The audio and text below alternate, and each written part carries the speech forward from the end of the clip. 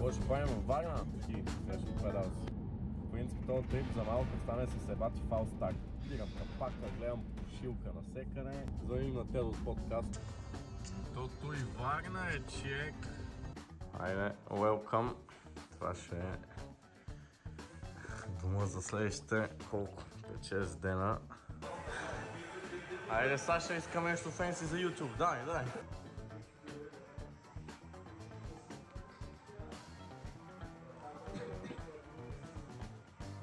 После чакам Никито да дойде. Ще се прави някакъв мейс тази вечер, така че вече ще видим какво ще се случи. Може да е интересно, може да не е интересно.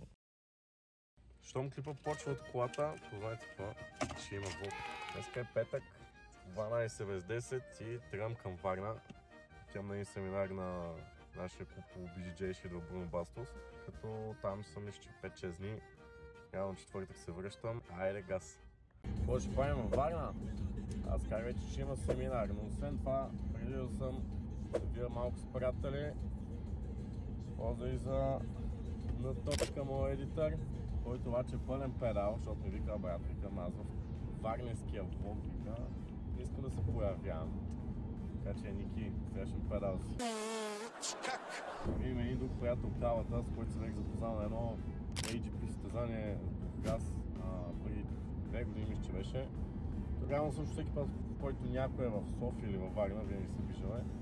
Много пичага, шаут-аути за Калата. Вчера е било 15 градуса във Варна, днес аз отивам и рязко падат температурите. Тях, че стане някакъв як студ, примерно минус 5 до 2-3 градуса. А там реално с тези ветрове около морето сигурно ще е най-баята шак. Студено! Много! В принцип този трип за малко стане с ебати фал старта, защото стана и днеска е петък.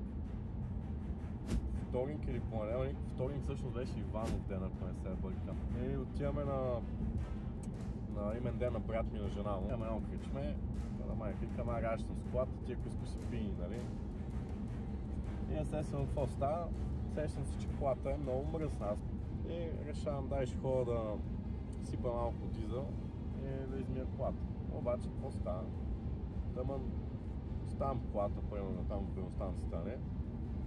И влизам вътре, а плаща. В този момент гледам как пичате на мия джамовете, обаче викам, притле не ги ми, викам отзад буквално автомивката на 5 метра, ще ходя да измия колата. Окей. И как се оближавам към колата и гледам някаква пара. Така ми се струва като пара. И си викам, това тея екото са топ. Да мия джамовете с топла вода в зимата, викам велик. Първите мисля, той измил джама с топла вода, паркирам и гледам, чай това не е как да е пара. Дигам капака, гледам шилка насекане. И все пак е BMW и съм свикнал, влезнали в сервис, 500 лева на момента се дават. Звъним на Тедо от подкаста, евото на Тедо най-големия. Ало, да! Викам, брат, така и така, викам, свърши ли работа, защото знам ли сега той си има собствен сервис. Вика, да, свърших, тъмън карам към нас, викам, я продължай по околовръстното към нас, викам, че стана проблем. Давах му гидорето, разкачи половината неща, веднага видео откъде е това. Вика, колко съм, вика, сипваме ти антифриз, утре идвай в сервиза. Още вече той ще поръчава частта. Вот, оправихме се. Така че сега BMW-то е пушка, той го гледа, вика, че всичко е наред, наистина. Тази кола принцип поддържам само в МКАР. Излизам вече от София на магистралата съм. Следващата спирка, реално след 1 час имам една среща от работа, на която трябва да влезна. По план след час трябва да съм някъде около Пловдив, така че ще направим включване от Пловдив. Айде! Точно по план стигнах на Пловдив, обаче се оказа, че на бензиностанция, която спирам, пица лаване бачка, не мога да влезна вътре. Варна, това е Варна, това е Варна. Тото и Варна е чек. Айде, welcome. Това ще е дума за следващите колко? 5-6 дена. Даже от чудощо има 2 бани. Тук лека кухничка. Естествено на гелентото готово.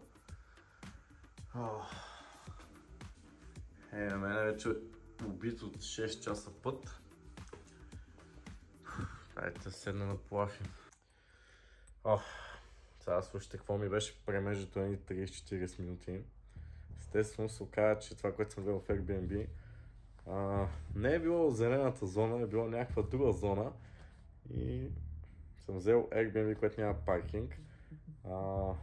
Така, търсих на някъде наблизо платен паркинг, обаче познайте какво. Естествено имаше два, които са бая далече. Един все пак горе го пробвах, защото не е чак толкова далече, ама има си 15 минути хубаво да кажем. Естествено го пробвам, пича ми каза, че просто няма как да ми направя абонамент за няколко дни и трябва да си плащам на час, което просто няма как да се случи. Какво ми е хумно в главата? Да вие естествено докъде е синята зона, така че намерих тук един край, че е горе близо до мен на 7-8 минути пеша. Тук нека до стадион Тича, мисля, че беше това, да. Първото премежие е готово. Пътя реално беше окей. Този път ме прекара през Карнобат, реално там.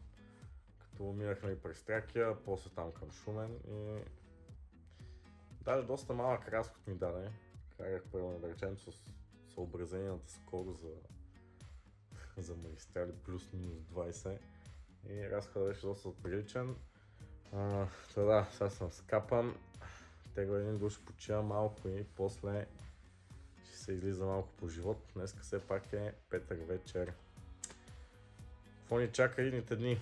Утре събота, матч се направи на обяд. Ще взема моя версащо от Златни пясъци, ако не се лъжа. С него рано ще ходим да тренираме с другите варианти. После силно нещо ще ходим да хапнем. Помня беше показан и много готини там джобове, сандвичи, които сега бяха доста близо там до залата. Дали беше goodbye, нещо good беше. Good job, да. Помня, че името беше велико, good job се казаха. След това реално ще види какво ще се прави с съботата. Мога да някой друг кавер да се видим тук. Неделя знам, че вечерта ще имаме там събиране с другите от клуба, някъде на ресторант ще се ходи. И реално понеделник, вторник и сряда ще бъде точно самия семинар. Аз нощно осъзнах всъщност, че семинара е включително сряда вечерта. Аз знам, защото реално бях избрал реално, че сряда няма, а сряда приключва. Той се казва, че и сряда има тренировка. Така че сряда няма къде да спам.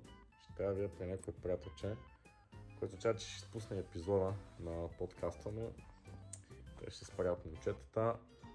Този път мен като нямаше ме похлебат малко, нали, знаете, винаги класиката, кой го няма го хлебим. The next day. Здравейте хора, току-що ставам. С нощи вечерта не съм влогвал. Имах едно такова приятно излизане. Малко разходка изварена. Сега е 11:30, наспах се хубаво. Хапнах лекичко и отивам да взема Сашето от Златни пясъци да ходим да тренираме. И сега искам да ви покажа гледката. Сега има залеза. Сега да видим какво става тук. Деба, твоята майка и маджарина ти деба! Поне се вижда морето там. Там е военноморското, ако не се бъркам. Представям само, че ако е по-топло ще не съм топ. Обличам се и отиваме към Сашето. Там ще имаме следващото включване. Айде, Саша, искаме нещо фенси за YouTube. Дай. Как май направи? Той му прави тенсън.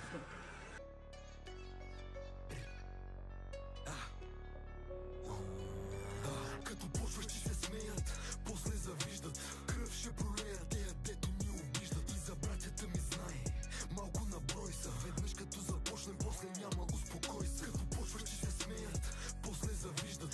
Кръв ще пролеят, тея дето ни обиждат. Нещата дето тея ги умеят, това е гаден факт. И след всяка тежка буря идва слънце пак. Кръв, кът на душа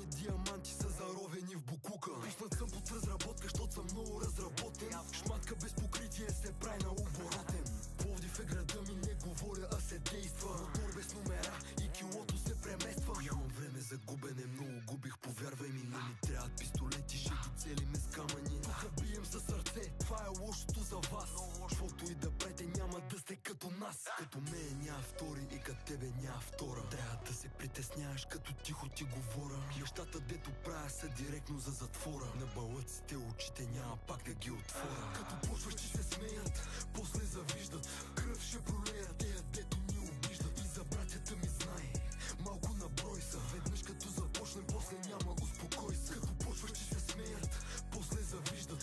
Кръв ще пролеят, тея дето ни обиждат. Нещата дето пеят. Секших малко памата, пота на курва. Саша, ти какво ще кажеш? Доволен, а? Живота е прекрасен. Така, сега ще ударя един армбар. Ще го има в хайлайт от клипа. Това ще занеска. Сега отиваме хапнеме, после мейче и още едно включваме по-късно. Айде. Опа, мата беше много силен, много си изкифих. Но нещо, което съм се научил винаги, първи ден, когато се тренира в Варна, винаги се климатизира. Защото наистина тук просто в тази зала трябва човека един ден да се климатизира. Нарочно си дадах много зор. Накрая беше много готино с един пичара, поръцъкахме много ги. На гито гледах малко така повече, буквално се климатизирам, да чувам, да оставам, имаше бели клани. Да си ме гняват малко, да дръват, вече после да се поиграваме как трябва. Така че съм много доволен, много съм скапан. После също минахме през Good Job да хапнеме. И естествено вече отиваме на най-свещеното място, именно Лидъла. Така че сега ще се напазвам някакви работи да имам за тези дни.